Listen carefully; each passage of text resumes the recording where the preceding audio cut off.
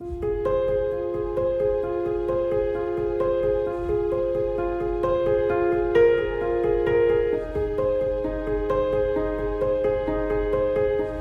hello everybody. Welcome back to another episode of Anabaptist Perspectives. I'm here with Rachel Schrock, which happens to be my sister. If you've heard of her, you probably know her more as Ray, and she started this magazine called Daughters of Promise.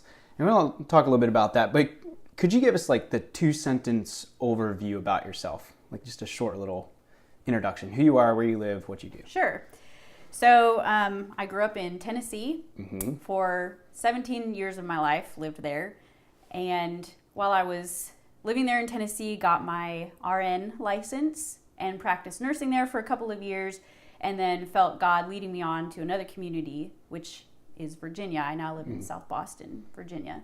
So I have continued to do some nursing over the years, and currently, I'm taking a little break from that and spend a lot of my time working on Daughters of Promise. But in my spare time, I love to travel and do freelance graphic design work. Really enjoy that. So tell us a little bit about Daughters of Promise. So for those of you who don't know, this is the Daughters of Promise magazine. This is basically a book. That's the part that surprises me the most. I don't know what this is one of the current issues, about 100 and a couple pages. 112 pages. 112 pages. So it's really massive. Excellent design work. I mean, the aesthetic is great.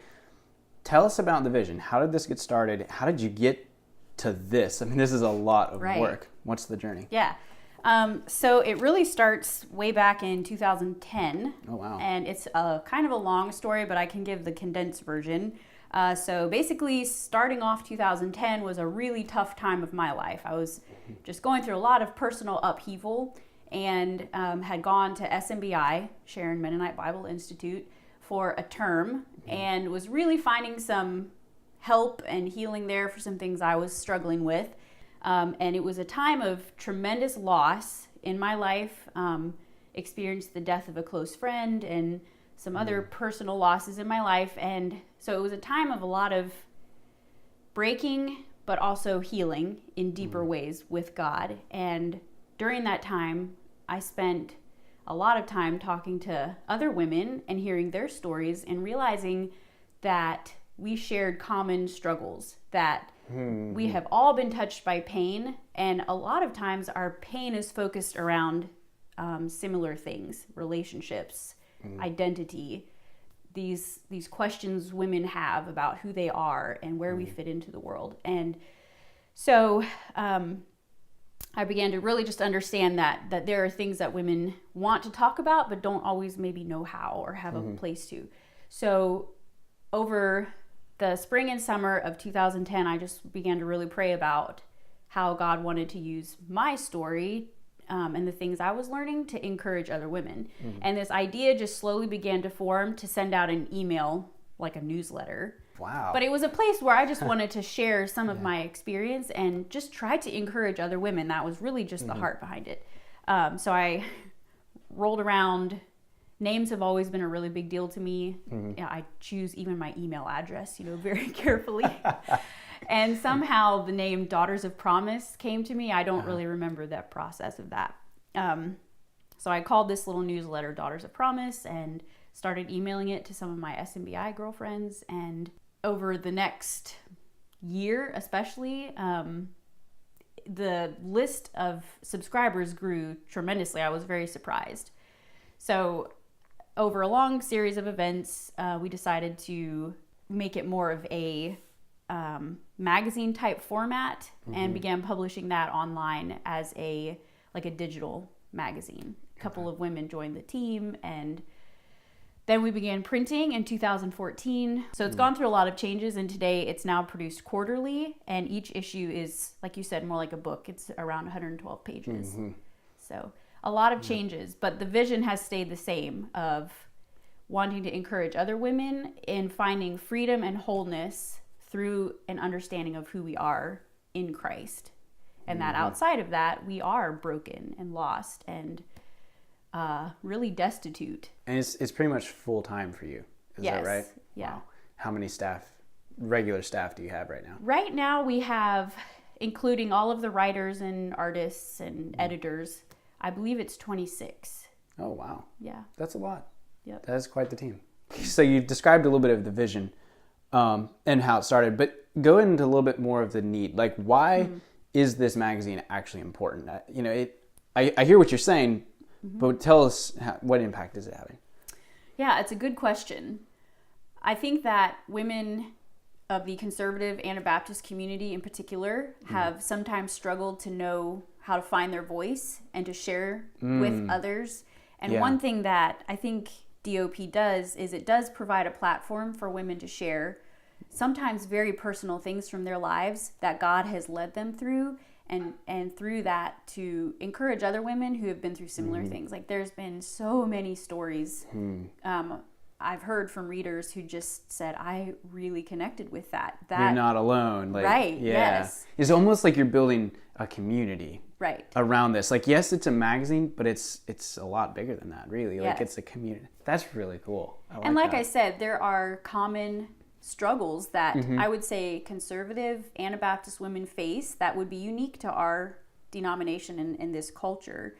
And we do try really hard to feature content that is relevant and that is relatable to a broad range of women, not just single women or married women or moms. We do want to spark conversations among women, not just provide answers necessarily, but really encourage women to think and to process with the goal of experiencing that freedom and wholeness and the abundant life that Jesus came to offer. Yeah. And a lot of times that comes through really wrestling through the things we've experienced and gone through, and rather than just being shoveled, answers or solutions. Yeah. So this kind of segues into the next one. We already hit some of this, but what has the response been to this? Like, you've been doing it for 8 years now. Yes. So it must be pretty good. You keep doing it. Yeah. The response has been growing as it catches on more. Sure. Something like this is, even with internet, social media, which expands your reach tremendously, it's still finding its way into communities as a reliable resource. But the response, especially since we moved to a quarterly production schedule, has been phenomenal. People have really had very positive reactions to it, and I think filling a void, I think because there's more stories, there's more testimonies, there's more content in here, and we even try to provide like some interactive elements, like Bible studies. You can fill in the blanks, or a journaling page. Okay. Things that's cool. Yeah, that make it a bit more interactive than just picking up a magazine and reading it. Yeah. In the last 6 months, especially, it's really been growing exponentially. We've had the privilege of featuring some wonderful writers, men and women. We have at least one man share an article in each issue. So, we'll just totally throw a free advertising space for you, right. But where can people find more information about this if they want to get it? Yes. Where do they go? Daughters of Promise is available online. Our website is, which maybe you can link to it. Sure, yeah, we'll put it in the subtitles or something. It's daughters-of-promise.org. That's our website. We're on Facebook and Instagram, just Daughters of Promise. Obviously, producing a magazine is expensive, and so we have to charge enough to cover our costs.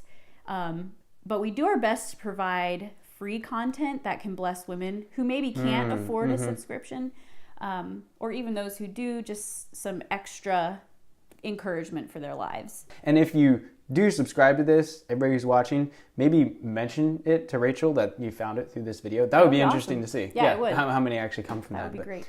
Most of all, this is a ministry. It is our desire to share this message with women, that they can live in freedom through Jesus. That's really cool. Well, thank you for taking the time to share it and maybe spread the vision to some other people that might be watching. Thanks for having me. Yeah, absolutely. So thank you everyone for watching. And if you like what you saw here, come back. We have new videos each week. And if you have questions or comments, make sure you leave those down below in the comment section. We'll do our best to answer those. And maybe we'll forward them on to you if someone wants to learn more. So yes, thanks again for watching, and we will see you in the next video.